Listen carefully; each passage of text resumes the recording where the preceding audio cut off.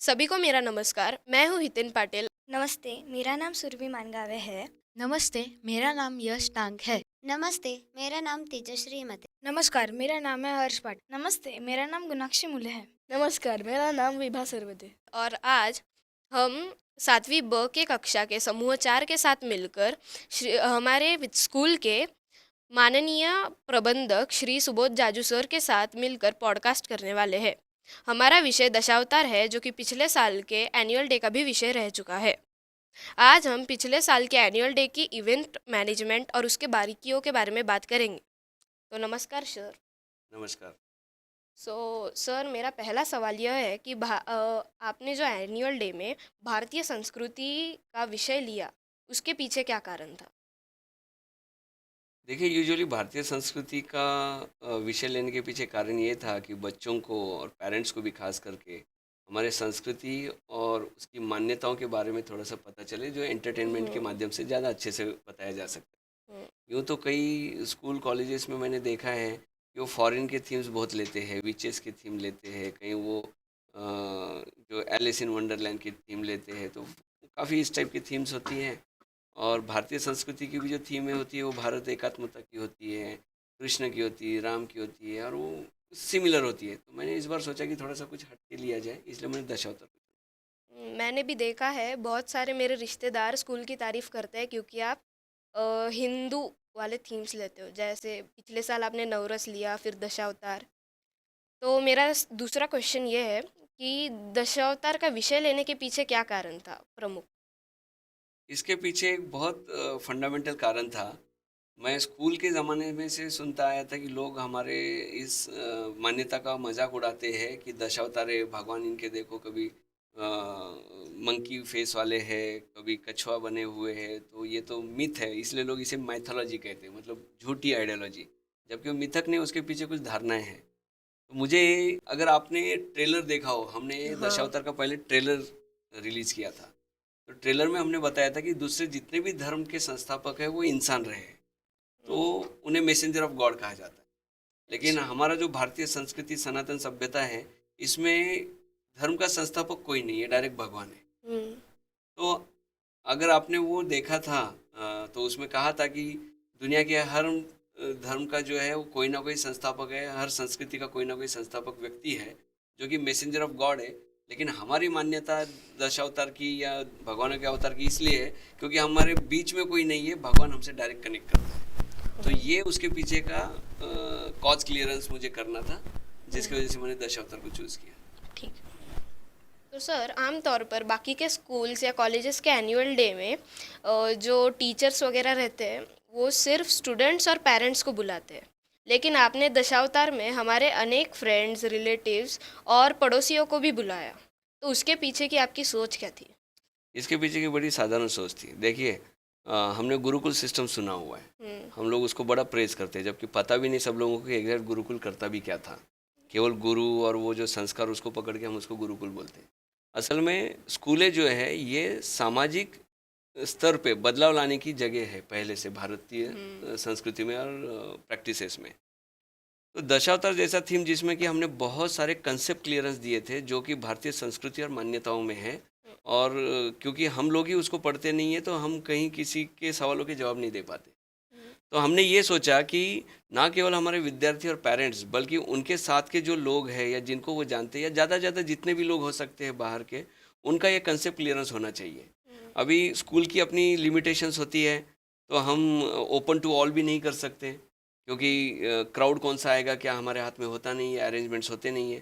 तो इसलिए हमने केवल जो हमारे पेरेंट्स हैं, उनके रिलेटिव्स या उनके फ्रेंड्स, उनके पड़ोसी, इनको इनवाइट करने का निर्णय लिया। तो इसके पीछे सामाजिक स्तर पे भारतीय संस्कृति, सभ्यता और स्कूल के अंदर आप लोग क्या कर रहे हो एग्जैक्टली और किस टाइप की पढ़ाई कर रहे हो, तो ये भी आपके सारे सर्कल के लोगों को पता चले, इसके पीछे का ही उद्देश्य था। तो सर, आपने यह विषय दशावतार कहाँ से प्राप्त किया? मतलब इसके पीछे का सोर्स क्या था? देख देखिए, दशावतार विषय कहीं से प्राप्त करने की आवश्यकता नहीं है, हमारे वेदों पुराणों में और रोज़मर्रा की ज़िंदगी में है, पूजाएं वगैरह भी करते हैं। तो केवल विषय जो है, जैसा मैंने बताया कि कंसेप्ट क्लियरेंस के लिए मुझे देना था, इसके बारे में बड़ी रॉन्ग इन्फॉर्मेशन लोगों को खास करके परशुराम के बारे में या वराह अवतार के बारे में, कुर्मा अवतार के बारे में, नरसिंह अवतार के बारे में और इवन वामन अवतार के बारे में। तो मुझे लगा कि इसका कंसेप्ट क्लियर होना चाहिए सबके माइंड में। तो सर सिर्फ दशावतार ही क्यों?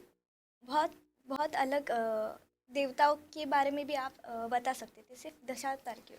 क्या होता है कि जब हम एनुअल डे या कोई भी इवेंट करते हैं या ड्रामा फिल्म, इनका एक टाइम लिमिट होता है। हम ज़्यादा से ज़्यादा 2 घंटे का कर पाते हैं उसको। अभी सारे भगवानों का करने को बैठे तो हमें पूरी 4 धाम यात्रा के बराबर का समय लग जाएगा। तो धीरे धीरे आएंगे हम एक एक में। तो इस बार शुरुआत हमने दशावतार से की। सर राम और कृष्ण ये अवतारों की प्रसिद्धि का क्या कारण था? इनके प्रसिद्धि का कारण ये रहा है कि वो एक आम इंसान की तरह रहे हैं। जैसे राम के बारे में स्पेशली बोला जाए तो वो राजकुमार थे। जिस समय में वो राजकुमार थे उस समय में लोग राज्य पाने के लिए भाइयों को मारा करते थे, लेकिन उन्होंने भाइयों के लिए राज जो है वो त्याग दिया। उनके समय में एक राजाओं की कई पत्नियां होती थी, जैसे उनकी भी 3 माताएं थी, लेकिन उन्होंने एक नया ट्रेंड शुरू किया जिसमें कि एक व्यक्ति की एक ही पत्नी हो। तो ये कुछ उस समय के हिसाब से हटकर निर्णय थे। अदर देन दैट वो बहुत ही अच्छे वॉरियर थे। उन्होंने साधारण जनमानस को जो है तारका जैसे ही जो राक्षसनी है उसको मारा जबकि टीनेज में थे। शबरी की कथा लीजिए या वानरों की कथा लीजिए, तो एकदम आम जनमानस आदिवासियों के बीच में भी रहा हुआ है। जो केवट नौका चलाने वाले वगैरह सबके साथ में वो उन्हीं के बीच में मिलकर वो रहे, और उन्होंने जो युद्ध जीता वो असाधारण था।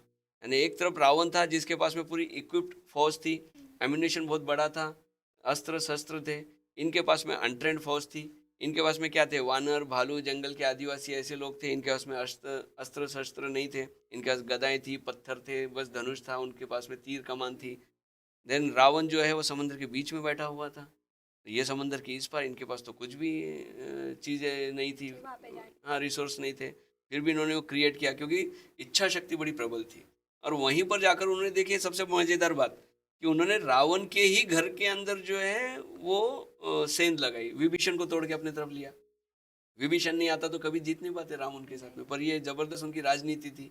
देन जब लक्ष्मण को शक्ति लगी है तो उन्हीं का जो head of the medical department था सुषेण वैद्यराज, उसको ही लेकर आकर अपने भाई का इलाज भी कराया है। तो राम जो है उन्होंने असाधारण चीज़ें की है। जैसे मैं मेरे स्पीच में भी कहा था कि ये भगवान है इसलिए असाधारण नहीं, इन्होंने काम इतने असाधारण किए उसकी वजह से हम उनको भगवान बोलते हैं। और रही बात कृष्ण की, कृष्ण तो मल्टी टैलेंटेड था, बचपन से नटखट रहा है, तो वो हमारे वो घर के किसी बच्चे की तरह लगता है हमको। उसने सारे इवेंट एंजॉय किए हैं, उसने घर के अंदर मौज मस्ती किया है, माँ को सताना या जो हाइपर एक्टिव चाइल्ड भी बोल सकते हैं हम उसको, लेकिन इसके बाद भी उसने अपने दोस्तों के साथ दोस्ती निभाई है। और उसने भी असाधारण काम किए। जिस वक्त की न जाने कितने रथी महारथी थे सारी दुनिया में, इसने बिना लड़ाई लड़े उन सबको भी ख़त्म किया और उनके ऊपर जो है आराम से राजा बन के बैठा रहा। राजा in the sense king maker तो वही था। तो इसने भी बड़े असाधारण काम किया। और ख़ास बात है कि जनमानस में रहे तो लोगों को वो अपने घर के व्यक्ति लगते हैं। चाहे वो जैसा कृष्ण भी ग्वालों में रहा है, आदिवासियों में रहा है, वो बड़े बड़े राजाओं में भी रहा है। तो हर तबके के लोगों के साथ में ये रहे, इसके कारण हर तबके के लोगों में ये हमेशा फेमस रहे। अच्छा सर, तो मैंने सर एक ऑब्जर्व किया है, आपने एनुअल डे के वक्त स्टूडेंट्स को वॉलंटियर्स बनाया इस साल, मतलब अगले साल, पिछले साल दशावतार के वक्त। ऐसा क्यों? स्टूडेंट्स को क्यों? देखो इसके पीछे बड़ी एक सिंपल सोच थी मेरी। क्या होता है कि एनुअल डेज के समय में स्कूल जो है कुछ एडिशनल चार्जेस मांगती है। जो इवेंट मैनेजमेंट हो, कोरियोग्राफी हो, कॉस्ट्यूम्स हो, इसका कई कॉस्ट होता है जो स्कूल के रेगुलर फी का बजट का हिस्सा नहीं होता है। तो हमेशा देखा गया है कि बच्चों को तो सम्मिलित होना रहता है, लेकिन क्या है कि हर बार आपके पास में तो पैसा होता नहीं है। हालांकि हमने शुरू किया है भी अर्ली अर्निंग, देखेंगे उसमें से कितना कर पाते। लेकिन फिर वो उनके पेरेंट्स पैसा देने से कई बार कतराते और कई पेरेंट्स नाराज़ रहते कि हम इतना फीस भरते हैं तो स्कूल क्यों नहीं अपने तरफ से खर्च करता है और हमसे क्यों लेता है, जबकि वो नहीं समझ पाते कि बजट का पार्ट नहीं होता है। तो ऐसे बच्चे जो है मैंने देखा कि they were not happy, they wanted to be participant of this annual day. तो मैंने फिर दूसरा रास्ता चुना कि चलिए जो बच्चे डांस में या परफॉर्मेंस में नहीं पार्टिसिपेट कर पा रहे, लेकिन वो है तो हमारे स्कूल के बच्चे, तो मैं उनको बाहर कैसे जाने दूँ। इसलिए मैंने उनको इवेंट मैनेजमेंट में इन्वॉल्व करके लिया और आपने देखा होगा उन्होंने बहुत अच्छे से पूरा इवेंट मैनेज किया। बिल्कुल जो कलश की एंट्री थी, इवन बच्चों को जो है वो रिफ्रेशमेंट्स अंदर देना, छोटे बच्चों का ध्यान रखना, कॉस्ट्यूम्स बांटना, इस माध्यम से मैंने उन्हें इवेंट मैनेजमेंट के तरीके भी सिखाए। So that was thought behind that. और मैं पेरेंट्स से कहूँगा कि बच्चे एक्चुअल में स्टेज पे परफॉर्मेंस करना चाहते हैं तो आप अननेसेसरी जो है उनको मायूस ना करें। आपने प्रत्येक कक्षा को एक विषय देने का निर्णय कैसे लिया? देखिए 10 अवतार थे तो 10 अवतार थे, हम्म, करेक्ट है। नर्सरी से लेकर क्लास 10 तक का देखो तो 13 डिविजन्स 13 सेक्शंस हो जाते हैं। तो उस हिसाब से मैंने कौन सा सॉन्ग किसको दे, तो इसके ऊपर बड़ा घाल जो है ना थोड़ा सा कंफ्यूजन हो रहा था। तो मैंने सिंप्लीफाई कर दिया उसे कि एक कक्षा जो है उसको एक सब्जेक्ट दे देंगे, तो उसके जितने डिविजन्स हैं उस डिविजन्स के अंदर ही उसके सारे जो है वो जितने भी उसके सीन्स है वो बढ़ जाएंगे। तो इससे बड़ा यह सिंप्लीफाई हो गया। दशावतार को एनुअल डे का सब्जेक्ट लेने की विचार किसके थे? देखिए ये कंसेप्ट मेरे ही माइंड में था और ये मेरे माइंड में 2022 में आया था। 2022 में किसी तरह से हम नहीं कर पाए थे समय की कमी की वजह से, लेकिन 23 में हमने कर दिया। तो ये सब्जेक्ट मेरा ही आइडिया था। और सर जब दो डांस परफॉर्मेंस के बीच में जो बैकग्राउंड वॉइस चल रहा था वो किसका विचार था और क्यों था? देखिए वो भी विचार मेरा था क्योंकि स्क्रिप्ट मैंने लिखी थी। आपने देखा होगा जो मेकिंग का वीडियो भी है उसके अंदर कि यहाँ मैंने कई बच्चों को बुलाकर उनसे रीडिंग करवाया था। तो एनुअल डे के डेट के एक दिन पहले तक हमने कोशिश की थी कि बच्चों के आवाज़ में उसे रिकॉर्डिंग करके वॉइस ओवर का ट्रैक बनाया जाए, लेकिन किसी तरह से नहीं हुआ। तो फिर मेरी टीम ने कहा कि सर जो आपका आवाज़ है वो शायद ज़्यादा बेटर जाएगा, और मुझे भी लग ही रहा था वो, क्योंकि ट्रेलर में भी मेरी आवाज़ थी। तो हमने उसको कंटिन्यू करते हुए एनुअल डे के एक रात पहले हमने यहाँ पर उसको रिकॉर्डिंग किया। आपने वो मेकिंग के वीडियो में देखा होगा, यहाँ पर जैसे हमारे वो स्वामी सर सोए हुए थे, मंगे सर, मैं, हम लोग रिकॉर्डिंग कर रहे थे रात में बैठ के। तो हमने रातों रात उसको रिकॉर्डिंग करके वॉइस ओवर जो है डाला। और उसके पीछे का थॉट ये था कि हमेशा क्या होता है कि बीच में एंकरिंग होती है और वो जो डांस परफॉर्मेंस होता है फिर दूसरा डांस परफॉर्मेंस होता है, तो बीच में क्या होता है कि वो लिंक टूट जाता है। जबकि मैं दशावतार को एक स्टोरी की तरह प्रेजेंट करना चाह रहा था, तो स्टोरी का कनेक्शन जो है हमने कंटिन्यू फ्लोटिंग में रखा। तो उसके कारण वो वॉइस ओवर का तो आइडिया सर था मेरा। आपने एनुअल डे के लिए कितने दिन पहले तैयारी शुरू की थी? एनुअल डे की तैयारी मेरी उसके एक साल पहले शुरू हुई थी। जैसे कि मैंने कहा कि एनुअल डे दशावतार थीम में 2022 में ही करना चाह रहा था, लेकिन जैसे स्कूल के टीचर्स है, प्रिंसिपल है, या सब लोग वो कॉन्फिडेंट नहीं थे क्योंकि थीम थोड़ा अलग था और उसकी तैयारी अलग थी। जबकि मैं कॉन्फिडेंट था कि 15 डेज में ये हो जाएगा, पर कन्विक्शन नहीं था किसी को भी, इसलिए हमने उस साल नवरस थीम किया और फिर उसके अगले साल हमने दशावतार किया। तो दशावतार के गाने सेलेक्ट करने का काम जो है मेरा उसके पहले साल ही हो चुका था। और गाने भी ऐसे थे कि जब मैंने दशावतार थीम दी तो जो हमारा म्यूज़िक डिपार्टमेंट है या जो हमारे टीचिंग डिपार्टमेंट है, ये सब लोग जो ऐसे गाने लेकर आए जो भजन वाले थे क्योंकि भगवान वाले तो भजन। तो मैंने कहा यार मुझे भजन संध्या तो नहीं करनी है, तो मैंने सारे रॉकिंग सॉन्ग्स जो है वो निकाले हुए थे, तो मैंने उनको वो दिए। और भी इस टाइप के सॉन्ग्स करो, जैसे केशव माधव, ये सॉन्ग जो हमने नियॉन लाइट्स में शूट किया था वो मेरे माइंड में एक साल पहले से था। जब मैंने कार्तिकेय 2 देखा था कि इस सॉन्ग के ऊपर इसी टाइप का डांस जाएगा, तो कंसेप्ट मेरा क्लियर था। देन जो इसका सॉन्ग था अपना जो नरसिम्हा वाला सॉन्ग था या कुर्मो वाले सॉन्ग थे, या जो म्यूज़िक हमने क्रिएट किया, क्योंकि मत्स्य वाला कोई सॉन्ग ही नहीं था तो हमने म्यूज़िक क्रिएशन किया। फिर बाद में धीरे धीरे धीरे इसी टाइप के सारे सॉन्ग जो है हमने इकट्ठा किए। टीचर्स ने भी बाद में जैसे मोहिनी अवतार वगैरह के लिए अच्छा कटियार कागजात घुसली वाला जो सॉन्ग था, बंदिश और शास्त्रीय नृत्य वाला, तो वो हमने लिया। तो इसकी तैयारी तो हमने बहुत पहले शुरू कर दी थी। सर तो आपने छात्रों का डांस एकेडमी का चयन कैसे किया? कोरियोग्राफर्स का आप कहना चाहते हैं? हाँ सर। नहीं, ये हमारे साथ में नौरस के समय से जुड़े थे। जैसे कि मैंने मुंबई से भी कोरियोग्राफर्स बुलाए थे और दे वर सो टैलेंटेड, लेकिन अल्टीमेटली उनका रुकने का, क्योंकि महीना भर यहाँ पर रुकना और उनका सारा फूड वो अरेंजमेंट करना थोड़ा मुश्किल जा रहा था।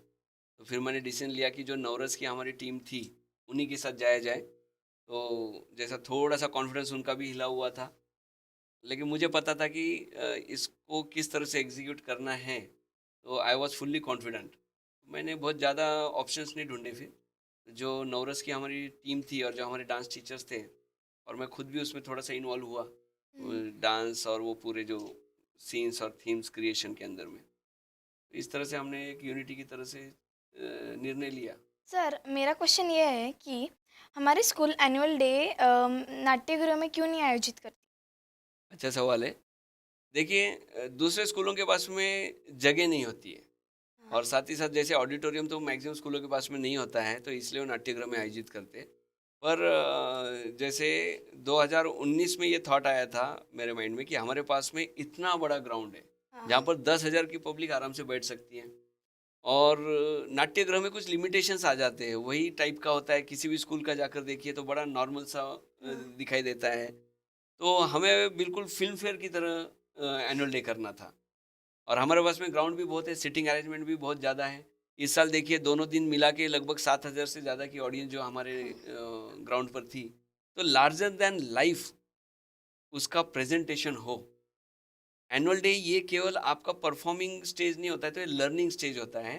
तो प्रोफेशनली किस तरह से प्रेजेंट करना है लाइव ऑडियंस के सामने, उसका जो सबसे ज़्यादा एक्सपीरियंस मिलता है वो ओपन एयर एरिया में मिलता है। तो इसलिए हम लोग अपने ग्राउंड पर ही एनुअल डे आयोजित करते हैं। हाँ। सर मेरा अगला प्रश्न है कि दशावतार से आप हमें क्या संदेश देना चाहते हैं? संदेश बड़ा क्लियर है। एक बार आप मेरा दशावतार का स्पीच भी सुन लेना कि हमारी जो मान्यताएं हैं या हमारी जो स्टोरीज है, इसको बाहर वालों के नज़रिए से मत देखो, पहले खुद स्टडी करो। प्रॉब्लम क्या है कि हमारे वेद है पुराने, ये तो सबको पता है, पढ़े किसने और कितने हैं। कोई भी आता है कुछ भी बोलकर चला जाता है। हम ही अपने घर को अच्छे से नहीं जानते और बातें करते बड़ी बड़ी फॉरेन वॉरिन वाली। हमको अपने देश के कोने पता नहीं, ईस्टर्न साइड पता नहीं, साउथ साइड पता नहीं, वेस्टर्न साइड पता नहीं, और हम बातें करते स्विट्जरलैंड, जापान, यूएस घूमकर आने की, और उधर के फोटो वोटो बता के ऐसे बताते जैसे दुनिया जीत कर आ गए। अरे जो अपने देश में नहीं घुमा वो फॉरेन में घूम के आया तो कोई खास बात नहीं। वैसे ही आप अपने संस्कृति को पहले समझना चाहिए, और किस तरह से समझना चाहिए, ये मैंने जो है इस दशावतार के माध्यम से संदेश दिया है। धन्यवाद सर। तो सर धन्यवाद। मेरा सवाल है कि दशावतार के निर्माण में आपको कितने लोगों की सहायता लगी? इसमें बहुत सारे लोगों की सहायता लगी। देखिए, परफॉर्मिंग में तो आप थे, वो तो मैं नहीं कहूँगा, लेकिन टेक्निकल टीम होती है, जैसे साउंड है, लाइट्स है, स्टेज है, कॉस्ट्यूम्स है, other than that food suppliers है, ट्रैवल्स वाले, फ्लेक्स, प्रिंटिंग, ऑल। तो कितने लोग बोलने से अच्छा कितने डिपार्टमेंट लगे, और एक यूनिट की तरह था। देखिए, दशावतार जो है नॉर्मल एनुअल डे नहीं था, वो किसी एक फिल्म को बनाने के बराबर का था। तो इसमें जो मेरा आकलन है, 200 से ज़्यादा डायरेक्ट और इनडायरेक्ट लोग मिलकर रहे, जिसके अंदर में स्टूडेंट वॉलंटियर्स भी थे। तो मैनेजमेंट के लिए लोग लगे, इवेंट मैनेजमेंट के लिए, जैसा मैं बताया कि कॉस्ट्यूम के लिए अलग से टीम थी, कॉस्ट्यूम डिस्ट्रीब्यूशन के लिए टीम अलग थी, देन हमारे कोरियोग्राफर्स की टीम अलग थी, टेक्नीशियन की टीम अलग थी, जो लाइट्स वगैरह लगाते हैं, स्टेज लगाते हैं, जो साउंड चेक करते हैं। तो बहुत लार्जर स्केल पे ये टीम थी हमारे साथ। और आपने देखा होगा कि स्कूल को जो है बहुत अच्छे से सजाया गया था। रातों रात पूरी लाइटें लगाई गई थी। हमारे ट्रस्टी है साकला सर, तो वो इतने प्रभावित हुए थे विषय से और सारे एनुअल डे के तैयारियों से, कि वो भी खुद जो है नाट्य परिषद के मेंबर है, पदाधिकारी है। तो उन्होंने पूरे स्कूल को रातों रात लाइटें लगाने के लिए बोला गया, तो उसके लिए एक अलग से टीम आई थी जिसने बिल्कुल 24 घंटे पहले काम शुरू किया था। टेक्नीशियन और परफॉर्मेंस मिला के, और अगर मैं आप लोगों को भी सम्मिलित कर लूँ तो 2000 से ज़्यादा लोग हमारे साथ में जुड़े हुए थे एनुअल डे को सक्सेस करने के लिए। तो सर मेरा अगला सवाल है कि आपका अगला विषय क्या है? अगला विषय तय है, और मैं यहाँ से बता देता हूँ कि 2027 तक के मेरे विषय तय है, और उनकी तैयारी मैं करके बैठा हूँ, उनकी स्क्रिप्टिंग भी करके बैठा हूँ। और इस साल का विषय जो है वो बहुत धमाकेदार है, वो दशावतार से भी एक कदम आगे है, और ये बहुत एंटरटेनिंग होगा। और इस बार हम न केवल आपके फ्रेंड्स या रिलेटिव्स, लेकिन इसके अलावा भी और कई लोगों को इनवाइट करने वाले हैं। और हर विषय कंसेप्ट क्लियरेंस का होगा, हर विषय लर्निंग का होगा, और हर विषय जो है वो लार्जर देन लाइफ होगा। इस बार हम एक कदम और आगे जा रहे हैं, जिसमें शूट्स, जो दृक श्राव्य माध्यम है, इसको हम इनकलकेट करने जा रहे हैं। पर वो विषय मैं अभी नहीं बताऊंगा, थोड़ा सा समय रुकिए, ये आपको पता चली जाएगा। धन्यवाद सर। धन्यवाद।